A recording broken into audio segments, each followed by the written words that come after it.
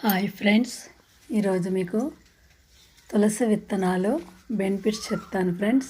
చూడండి, పెరట్లోని తులసి ఆరోగ్యరీత్యా చాలా మంచిదండి. తులసి విత్తనాలు కొన్ని ఎలర్జీలకు బాగా ఉపయోగపడతాయండి.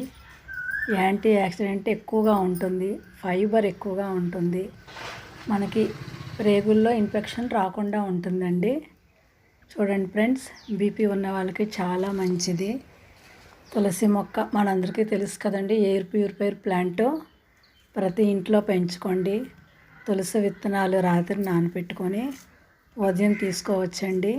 లేదా పొడిలా చేసుకొని వేడి నీటిలో వేసుకొని కలుపుకొని తేనె కానీ నిమ్మరసం కానీ అలా తీసుకొని ఉదయాన్నే పరగడుపున తాగండి.